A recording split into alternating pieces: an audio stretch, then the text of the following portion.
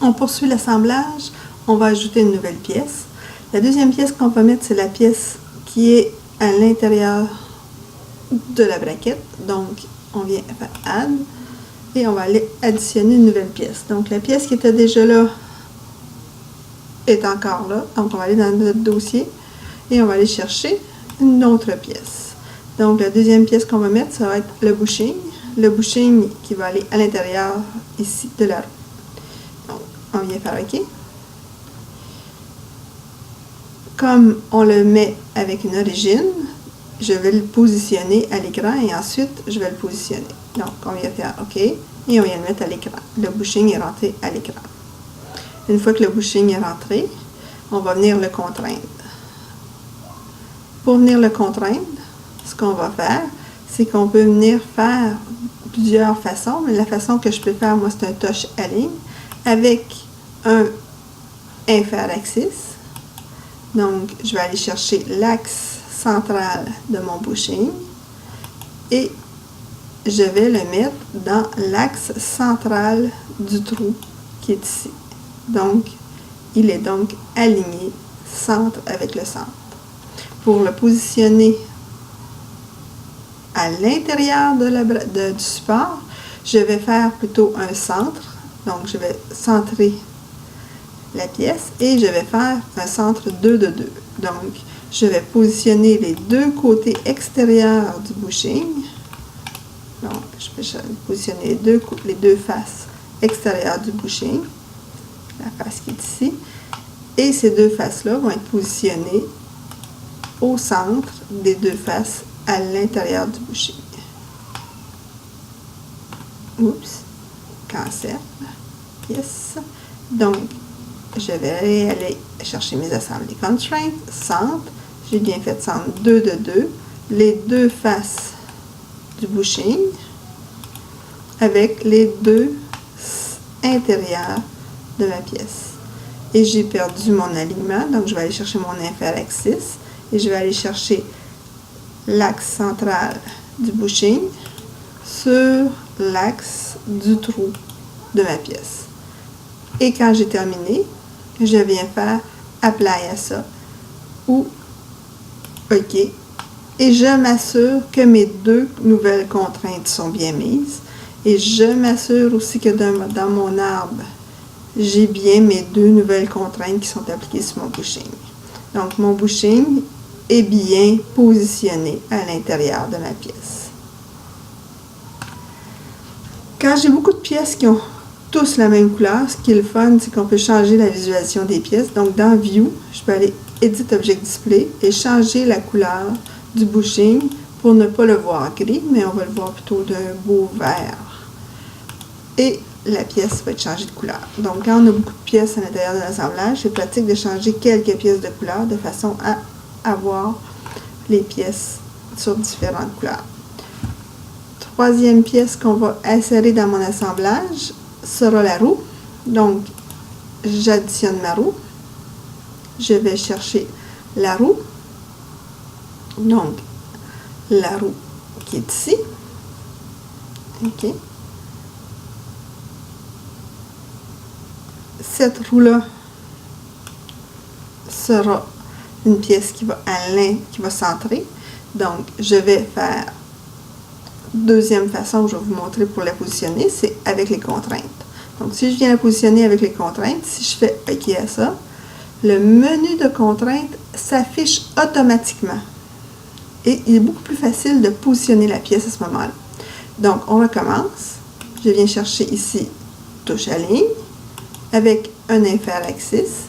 Je vais chercher l'axe central de ma roue que je vais positionner sur l'axe central de mon trou. On essaie de toujours prendre la pièce maîtresse comme étant la pièce de départ. Donc, une fois que ça c'est fait, et ensuite de ça, je vais aller faire un centre 2 de 2, donc centre 2 de 2, et je vais prendre les deux côtés extérieurs de ma roue, deux pareils, sur les deux côtés intérieurs de ma braquette. Et ma roue sera positionnée à l'intérieur de ma braquette. je vais aller changer View, Object Display, la couleur de la roue. Et la roue, je vais la mettre d'un beau rouge, de façon à voir ma pièce. Donc, ma pièce de roue est positionnée et j'ai mes contraintes de roue qui sont rentrées. Donc, si je regarde l'arbre d'assemblage, l'assemblage est ici, le support est là et j'ai mes pièces qui rentrent. Je suis capable de voir sur l'arbre de navigation que mes pièces ont des référentiels différents. Donc, je suis en modèle ici et je suis sur le layer original, c'est-à-dire que les composantes sont sur le même layer que la pièce. Je suis capable d'aller voir dans mon arbre de modélisation de mon assemblage. Donc, ici, normalement, il n'y a rien qui se crée dans mon arbre de modélisation de ma pièce parce que c'est un assemblage. Il n'y a pratiquement rien qui se crée ici. On travaille souvent avec l'arbre de navigation d'assemblage ou encore avec l'arbre de navigation des contraintes. Si je ne veux pas voir les contraintes qui s'affichent à l'écran, tout simplement, je pèse clic droit sur mes contraintes et je viens désactiver le display contraintes. Et je ne vois plus mes contraintes, mais elles sont toujours là. Elles sont seulement plus visibles à l'écran, mais elles sont toujours actives parce que le petit carré vert, ici le petit crochet vert dans les carrés, sont appliqués. Je veux rajouter une quatrième pièce à mon assemblage. La quatrième pièce qu'on va mettre dans l'assemblage sera la pièce qui va dans le haut. Donc, je m'en viens ajouter ma quatrième pièce. Ma quatrième pièce, si je m'en viens ici, si je veux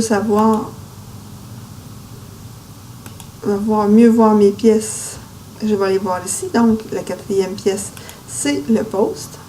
Je viens faire cliquer à ça. La manière que le post se positionne, je suis en contrainte. Oups, voyez-vous que j'ai deux pièces ici, là? Je vais aller désactiver mon support. Oups, je vais prendre juste le post et je n'ai plus le support. Voyez-vous, dans ma preview, c'est les pièces qui sont... Donc, si je veux rentrer plus qu'une pièce à la fois, je peux, mais ça peut compliquer l'affaire. Mais, donc, je vais prendre seulement le post. Donc, la pièce qui est affichée ici est la pièce qui est en bleu à l'intérieur de mes noms de fichiers. Donc, c'est seulement le post que je veux. Je fais attention d'avoir seulement le post dans ma prévisualisation et je m'assure que aussi j'ai seulement le post en bleu dans mes pièces à ajouter. Je les ajoute par contrainte. Je l'ajoute juste une à la fois et je vais ajouter en référence set modèle. Je fais OK à ça. Donc, la manière que le post se positionne, il va sur le dessus de ma pièce. Donc, je m'en reviens ici, je fais un inferaxis, je viens chercher l'axe central de la pièce et je vais le mettre dans l'axe central du trou qui est ici. Une fois que ça c'est fait, je vais venir faire une distance entre la face qui est du post qui est ici et la face du post qui est là et je vais mettre une distance de 0 entre les deux faces. Si je fais apply à ça, la pièce va venir s'installer. Et je vois que la pièce s'est installée à l'envers. Si je veux tourner ma pièce sans recommencer, je dois changer la direction des deux contraintes que je viens d'insérer. Donc, je viens cliquer droite et je change la direction. Et là, il va me dire oh, il faut que tu changes la direction des deux, pas seulement d'un. Donc, je vais venir cliquer sur la deuxième contrainte et je vais changer cette direction. Et ma pièce va se repositionner dans la bonne orientation. Donc, de cette façon-là, je suis capable de venir positionner ma pièce dans la bonne orientation.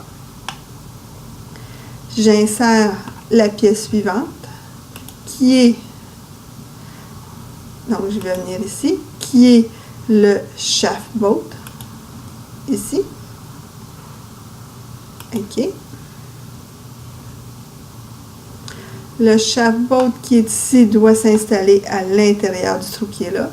Ça peut devenir compliqué.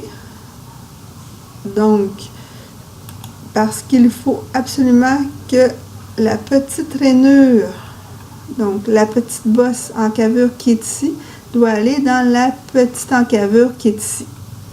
Donc, comme j'ai beaucoup de pièces à l'intérieur de mon assemblage et que je risque d'avoir des conflits, je ne veux pas voir la roue et je ne veux pas voir le bushing. Et je vais positionner ma pièce.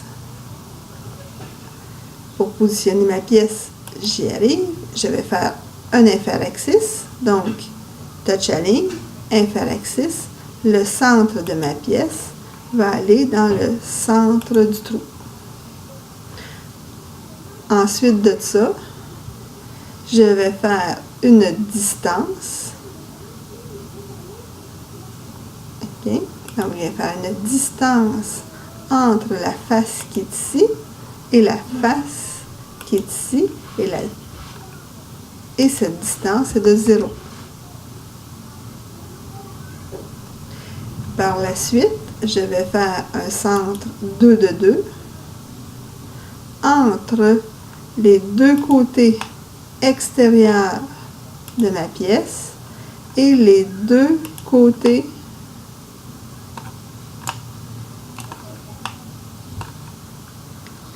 intérieurs de la rainure. Et je viens positionner ma pièce. Si la pièce ne s'était pas positionnée dans la bonne orientation, c'est le même principe. On vient sur les composantes et on va venir redéfinir ou tout simplement renverser l'orientation de la pièce. Et si on renverse l'orientation d'une, il faut aussi renverser l'orientation de la deuxième. Donc, je vais réorienter la première et réorienter la deuxième pour la positionner dans la bonne orientation. Donc, ça est fait. Donc, quand ça c'est fait, on va venir faire une sauvegarde au tout de façon à s'assurer que mon assemblage est tout cela. Et je vais remettre mes pièces visibles de façon à ce que je vois bien mes pièces dans mon assemblage.